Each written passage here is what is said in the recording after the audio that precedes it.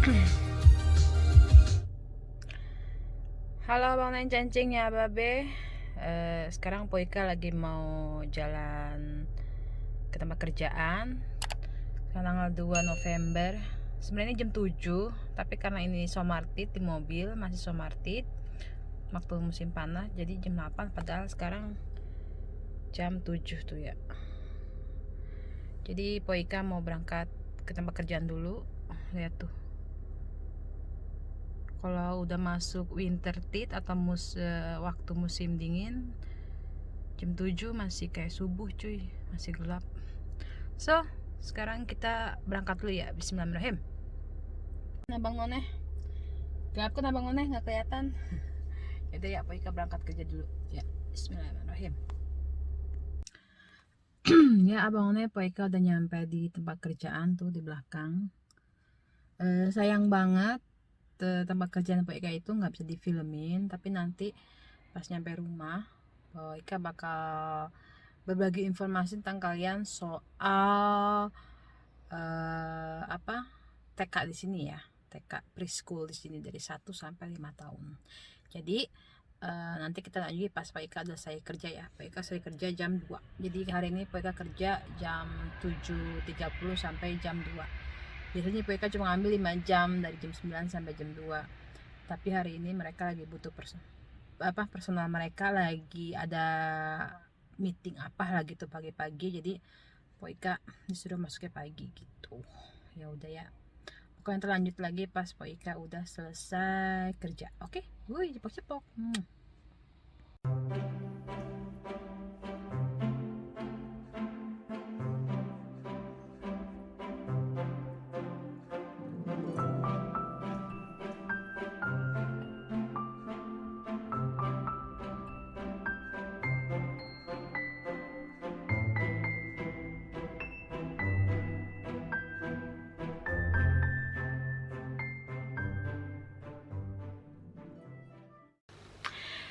Halo Bang Cencing ya Babe, ketemu lagi sama Poika. Ya semoga kalian semua dalam keadaan baik-baik aja ya di pandemi ini. Sebelum Poika lanjut, maksud Poika bikin video ini, Poika mau menjelaskan sedikit soal pandemi di Swedia. Sekarang ini pandemi di Swedia makin tinggi tingkatnya, dan sekarang pemerintah memerintahkan penduduknya itu yang boleh berkumpul hanya 8 orang, selebihnya nggak boleh. Terus maksimal 8 orang. Waktu bulan kemarin kan 50 orang maksimal, sekarang cuma 8 orang. Terus semua fasilitas umum tutup, gym, perpustakaan, tempat berenang, pokoknya fasilitas umum ditutup kecuali supermarket, rumah sakit, polisi, dan apa lagi ya, pokoknya yang pemerintah masih buka gitu ya. Terus orang-orang juga sekarang makin banyak kerja dari rumah, work from home. Terus kecuali Poika yang kerjanya sama anak-anak, jadi tetap masuk. Karena kenapa? Di Swedia itu yang boleh masuk sekolah itu dari preschool sampai SMP ya, itu masih boleh masuk sekolah. Dan yang diliburkan itu adalah yang SMA sama kuliah gitu ya. Kenapa kok beda-beda? Karena anak-anak TK kan sama SMP itu kan masih diantar jemput sama orang tuanya gitu kan, jadi masih belum tinggi resikonya untuk tertular. Sedangkan anak SMA kuliah kan sudah melakukan transportasi umum, pergi sekolah, pulang sekolah itu melakukan public transportasi, jadi mungkin besar itu bisa tertular gitu kan. Nah kayak itu aja info yang mau kasih sekarang ya. Kalau kasusnya ya pokoknya makin tinggi, yang sembuh juga ada, yang meninggal juga ada. Pokoknya nanti kalian lihat aja Google ya. Nah di vlog kali ini Poika mau berbagi ke kalian, udah ada berapa juga yang minta share soal pendidikan prasekolah, preschool atau forskoolan bahasa Swedianya. Jadi di sini Poika mau berbagi beberapa tahap. Pertama, apa itu preschool? bagaimana sistem pendidikannya dan mereka lakukan apa aja, terus gurunya berpedoman dengan apa aja kayak gitu ya, yang diajarin apa aja begitu ya. Nah, yang pertama, preschool itu apa sih Po di sana? Prasekolah apa sih? Sama nggak sih kayak TK? Sama nggak sih kayak PAUD di Indonesia? Nah, preschool itu atau preschoolan itu di Swedia itu adalah usia pendidikan dini dari 1 sampai 5 tahun. Itu dinamakan preschoolan atau prasekolah, bahasa Indonesia preschool. Nah, setelah dari itu baru mereka masuk kelas 0. Habis kelas 0 naik-naikan baru mereka masuk SD dari kelas 1 sampai kelas 6 ya. Nah, terus mereka ada SMP-nya, tapi di sini SMP-nya itu disebutnya kelas 7, 8, 9 baru SMA kayak gitu ya. Jadi kayak gitu. Nggak tahu deh sekarang sistem di Indonesia seperti apa, apakah tetap dinamain SMP atau kelas 7 atau kelas 8. Kalau di Swedia itu disebutnya kelas 7, kelas 8, kelas 9 kayak gitu. Nah, pendidikan prasekolah di Swedia itu mereka itu apa namanya, anak-anaknya itu campuran, tidak memandang suku dan ras, agama segala macam, semuanya jadi satu, terbuka gitu kan. Nah, terus kenapa dari umur 1 tahun Po? Karena pemerintah juga, ini adalah salah satu fasilitas dari pemerintah untuk orang tuanya yang dulunya kerja gitu. Jadinya biasanya umur anak bayi 0 sampai 1 tahun itu orang tua jagain. Nah, kalau udah 1 tahun itu kan udah bisa disusuin pakai susu susu botol atau gimana, atau ada yang udah lepas susu gitu kan. Jadi itu bisa nitipin anaknya ke preschool ini, ke prasekolah ini. Jadi ntar ada gurunya yang ngerawat gitu kan. Nah, di sekolahnya Poika itu adalah anak 1 sampai 5 tahun. Nah, gitu ya. Nah, yang kedua, sistem pendidikan di Swedia. Nah, jadi sistem pendidikan di Swedia itu mereka berpatokan ya, bukan berpatokan sih, mereka jadi ada beberapa teori pedagog yang mereka ambil. Jadi itu mereka bebas mau ngambil teori apa aja, tapi kebanyakan di Swedia itu mereka ngambil teorinya Leif Vygotsky sama Fredrik Froebel. Nah, kalau kalian nggak tahu apa sih teori pendidikan atau teori pedagog itu, jadi teori pedagog itu mungkin yang sering kalian dengar itu mungkin cuma Montessori, terus Ellen Key, terus apa lagi ya, coba Poika lihat lagi. Poika juga nggak inget sih. Di sini Poika ada buku buku yang waktu itu Poika pelajarin. Jadi sini Poika juga biar inget-inget lagi ya. Jadi di sini ada beberapa teori yang mereka anut.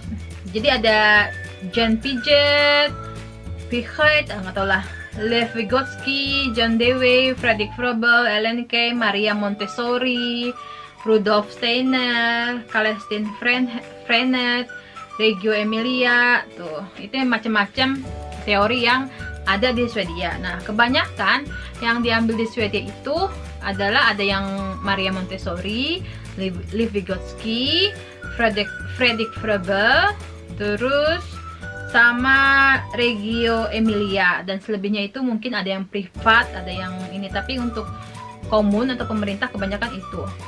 Nah, di dalam teori-teori itu mereka jadinya di dalam sekolahnya itu setiap ruang-ruang kelasnya itu harus ada namanya permainan atau tempat yang menjurus ke si teori-teori pedagog yang tadi Poika sebutin. Kayak misalnya Maria Montessori, dia terkenalnya dengan teori apa. Nah, di ruangan itu disediakan kayak gitu. Reggio Emilia, dia teori yang terkenalnya tentang apa. Nah, di situ disediakan ruangan. Leif Vygotsky tentang apa kayak gitu. Nah, terus para gurunya itu, maksudnya mereka nggak sebebas melakukan pendidikan apa gitu, apa yang mereka mau. Mereka tuh tertuju sama ada yang namanya Lair of Plan for schoolan. Nanti Poika kasih unjuk situ. Nah, di Lair of Plan ini, di sini banyak banget tentang apa sih kayak misi, visi dan misi guru-guru di apa namanya, di sekolah itu. Di sekolah itu jadinya di sini banyak banget yang harus kita pelajari. Terus setiap kita memberikan suatu apa namanya, wawasan, bukan misi. Setiap kita melakukan misi itu harus selalu tertuju sama yang kayak ini nih,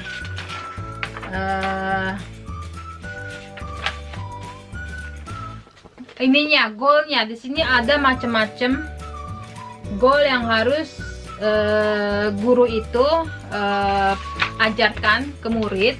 Ini ada sekitar lebih dari 1, 2, 3, 4, 5, 6, 7, 8, 9, 10, 11, 12, 13, 14, 15, 16, 17, 18, 19, 20, 21, 22, 23, 24, 25.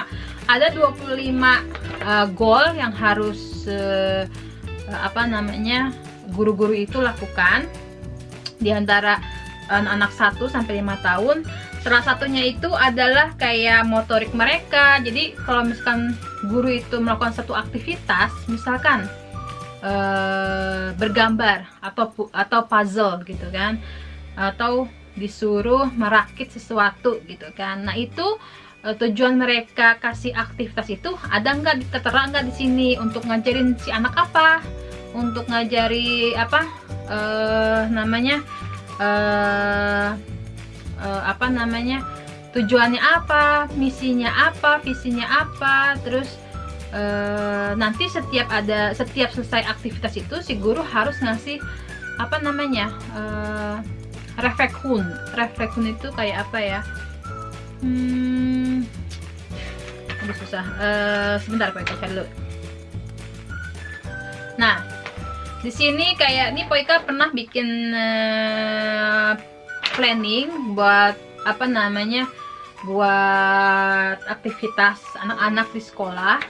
Jadi misalnya di sini Poika mau bikin drama gitu kan, drama tentang bagaimana menyortir sampah. Kan kalau di Swedia itu kan salah satu ininya kan apa, penting pelajaran itu yang pertama adalah cara ngajarin mereka antri, sortir sampah, terus apa namanya ya, matematika, bahasa juga, pokoknya semua. Tapi di sini Poika pernah bikin drama. Jadi dramanya itu soal bagaimana apa anak-anak mengajar anak buat nyortir sampah antara yang organik, yang plastik, yang kertas, segala macam. Nah, di sini selalu ada plannering. Nanti Poika foto ya buat kalian. Planneringnya Poika sampai belakang gini. Jadi itu di sini ada grupnya.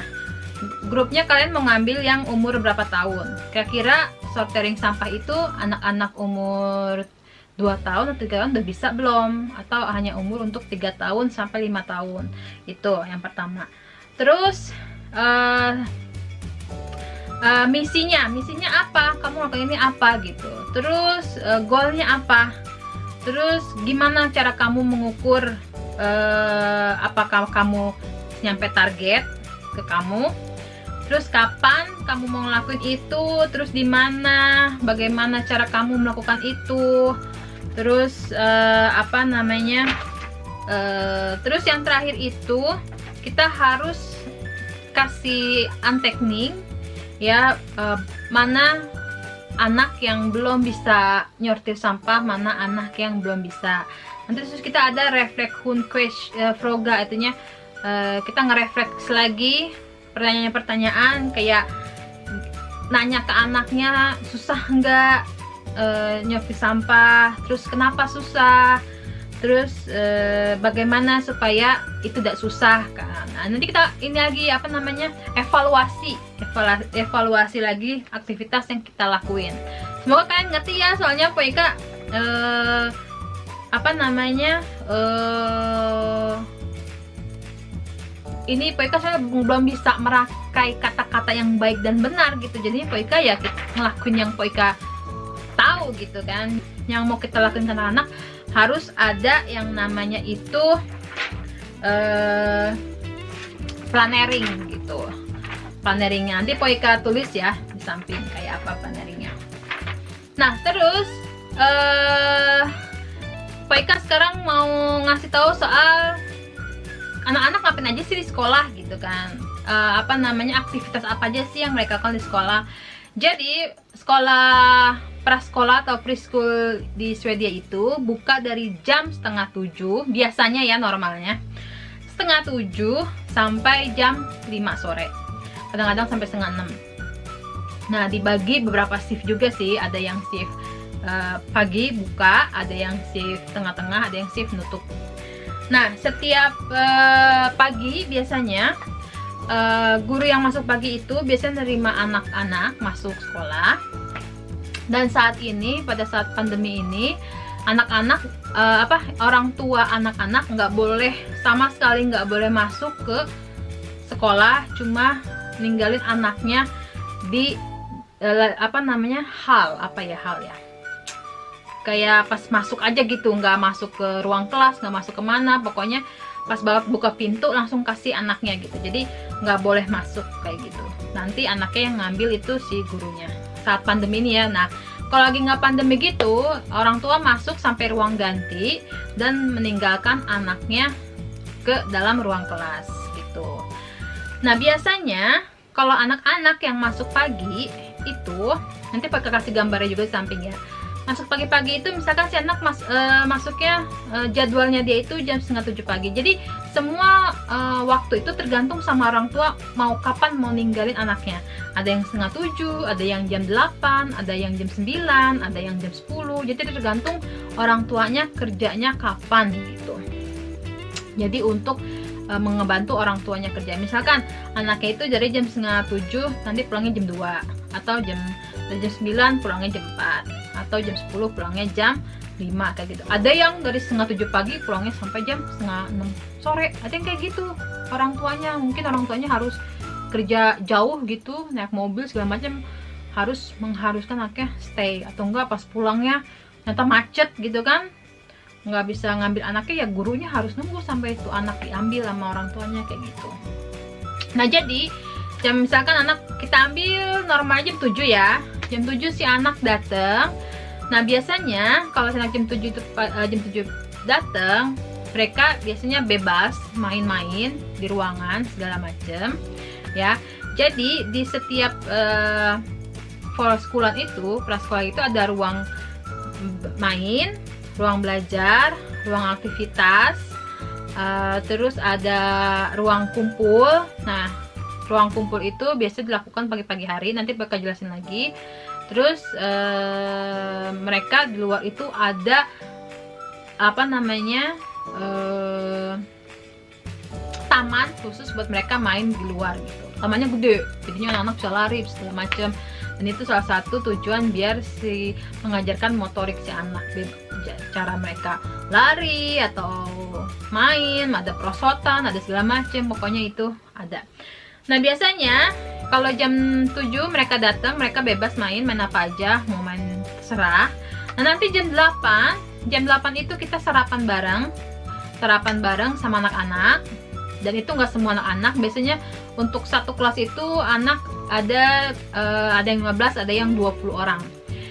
Jadi kadang-kadang pagi itu cuma 7 orang atau 8 orang gitu. Biasanya mereka datang setelah jam 9, kebanyakan jam 9 mereka datang. Nah jam 8 kita sarapan. Setelah sarapan bareng-bareng itu jam 9, jam 9 atau setengah 10 itu namanya kita sebut samling. Jadi itu kumpul bareng anak-anak, kayak ibarat kata ya ruang kelas gitu ya.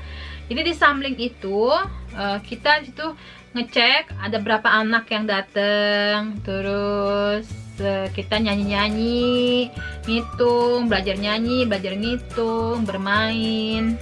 Jadi salah satunya nyanyiannya kayak ya di sini ada siapa, ada si Anu gitu, si Anu senang sekali si Anu dong hari ini, selanjutnya ada siapa, kayak gitu. Pokoknya anak-anak disuruh nyanyi dah, ngitung dewek gitu kan. Terus setelah itu kayak belajar ngitung, bukan belajar ngitungnya kayak coba tebak ada berapa anak di sini, anak-anak belajar ngitung. Terus ada belajar alfabet. Hari ini kita belajar alfabet apa. Nah setelah itu baru kita berbagi di grup-grup. Misalkan grupnya Po Ika umur 1 sampai 2 tahun ya.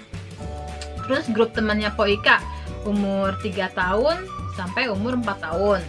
Dan di grup teman satunya lagi umur 5 tahun. Nah setiap grup itu sehabis perkumpulan atau samling, masing-masing si guru-gurunya itu di grupnya itu mengajarkan, misalkan kayak Po Ika nih antara 1 sampai 2 tahun, kita mengajarkan apa nih? Misalkan mau mengajarkan cara bertepuk tangan, atau kan kalau anak bayi kan belum bisa kan tepuk tangan kayak gimana, terus atau ngajarin kayak bernyanyi tapi pakai gaya-gaya gitu, tapi bukan tiktokan ya abang Aneh. Jadi kayak kepala, pundak, lutut kaki kayak gitu, mengenal apa organ-organ tubuh, misalnya ke mata, hidung, tangan, kaki kayak gitu. Kalau sekolah yang biasanya umur 3 sampai 4 tahun, mereka mulai kayak belajar berhitung, gurunya ngajarin berhitung lebih spesifikasi lagi, terus ngajarin apalagi kayak apa namanya ya, nggambar atau apalah gitu ya. Itu cuma 5 tahun biasa lebih kreatif, kita gurunya harus lebih kreatif kayak ngajarin, kan dia mau mulai nol besar kan, kayak belajar nulis, belajar apa, dan itu kita lakukan selama 1 jam. Nah setelah itu 1 jam 11, setengah 12 kita makan siang. Setelah makan siang itu bareng-bareng semua anak ya di meja makan siang. Dan biasanya makanannya itu kalau di sekolahnya Po Ika mesen dari sekolah lain, tapi biasanya kalau sekolah yang kelasnya lebih dari 2 itu punya dapur sendiri. Tapi di tempat Po Ika kerja itu cuma ada 2 kelas, 2 bagian kelas aja, sama-sama 1 sampai 5, 1 sampai 5. Jadi Po Ika bukan Po Ika, jadi sekolahnya Po Ika itu ngambil makanan dari sekolah lain gitu, mesen. Kalau yang kelasnya banyak biasanya punya dapur sendiri, punya chef sendiri kayak gitu. Nah terus setelah makan biasanya ada istirahat sebentar selama 30 menit, apa itu baca buku. Terus habis baca buku atau biasanya nonton film itu biasanya hari Jumat ya, penghabisan hari Jumat biasa disediain film. Kalau enggak biasanya mereka dibacain buku, atau enggak kayak apa namanya, boneka-boneka pakai tangan gitu loh, kayak gitu deh. Nah setelah itu biasanya anak yang 1 sampai 2 tahun itu tidur siang. Nah di saat umur 3 sampai 5 tahun itu dibacain buku, yang umur 1 sampai 2 tahun itu kita gantiin pampersnya, terus mereka tidur siang selama 1 jam atau 1 jam setengah. Nah setelah itu si anak yang 3 sampai 5 tahun itu mereka main keluar ke taman 1,5 jam, dari jam setengah 1 sampai jam 2. Main tuh di luar, mereka mau ngapain aja serah, larian segala macem kayak gitu. Nah terus setelah itu baru ada yang namanya kita melan mall atau melis. Nah itu biasanya anak-anak makan buah, kalau nggak makan buah terus apa namanya makan roti, pokoknya gitu deh ya, minum susu segala macem. Nah ya waktu di samling atau perkumpulan itu mereka biasanya kasih buah juga, itu pokoknya lupa ngomong. Nah terus setelah itu jam 2 mereka masuk makan melis ya, melan mall. Habis makan melan mall baru mereka main di dalam kelas lagi. Itu mainnya bebas, free leg kalau kita ngomongnya. Jadi main bebas, main apa aja terserah. Dan di force school itu anak-anak diwajibkan harus membersihkan mainan setelah mereka main. Jadi itu harus banget. Jadi mengajarkan anak-anak disiplin biar semua mainan yang bekas mereka main itu diletakkan kembali ke tempatnya masing-masing. Jadi nggak berantakan gitu. Jadi setiap pokoknya setiap kali mereka habis main itu mereka harus segera membersihkan atau merapikan kembali mainan yang setelah mereka mainkan kayak gitu. Itu juga buat ngajarin mereka di rumah. Nah terus jam 3 sampai jam 4 itu mereka bebas main, nanti tinggal ibu-ibunya ngambil. Kalau misalkan ada yang misalnya mau main keluar lagi, ya kita main keluar lagi. Kalau misalnya mereka ada yang mau dalam, ya dalam. Jadi biasanya kita bagi dua, yang mau keluar silakan keluar, yang mau main dalam di dalam, kayak gitu Abang None. Nah terus banyak banget sih, setiap seminggu sekali itu anak-anak diwajibkan main ke hutan. Nah ya kan, anak-anak diwajibkan main ke hutan. Jadi mau itu musim dingin, musim panas, musim semi, musim kemarau, musim gugur, itu anak-anak tetap diwajibkan main ke hutan. Jadi itu mengenal natur, alam bebas kayak gitu. Jadi mereka bisa main apa aja di hutan. Nah syukur alhamdulillahnya hutan di Swedia itu bebas binatang buas gitu. Jadinya mau kemana aja juga bebas gitu kan. Kalau di Indonesia susah ya, nyari taman aja sekarang susah gitu. Kalau nggak harus punya taman sendiri gitu kan. Jadi di Swedia itu dibebaskan ke alam, jadi seminggu sekali kayak gitu Abang None. Jadi itu aja sih yang Poika tahu. Kalau misalnya ada salah-salah kata ya mohon dimaafkan ya, namanya juga Poika kan juga baru kerja gitu kan, dari hasil pendidikan yang Poika terima kayak gitu. Jadi kalau misalnya ada kekurangan atau kelebihan, kalau ada pertanyaan silakan komen di bawah, nanti Poika jawab. Terus apa lagi ya, itu aja yang bisa Poika bagi kalian ya. Terus kalau kalian suka sama video ini, di like, jangan lupa dinyalakan loncengnya, terus di share ke teman-teman kalian kalau menurut kalian ini penuh edukasi ya. Kalau yang ada yang mau tahu sistem sistem pendidikan usia dini di Swedia kayak apa kayak gitu ya Bang Nayang. Ya udah, makasih yang udah ngikutin. Maaf kalau video kali ini cuma ngobrol-ngobrol aja, nggak ada nggak ada lucuannya gitu ya. Ini cuma mereka mau share ke kalian konten ini biar nanti kalau yang nanya udah tahu semua gitu ya. Yaudah ya Bang nih ya, terima kasih, semoga semuanya sehat selalu dan stay safe buat semua Abang None yang ada di seluruh dunia yang nonton Poika. Oke, cepok-cepok. Dadah, assalamualaikum.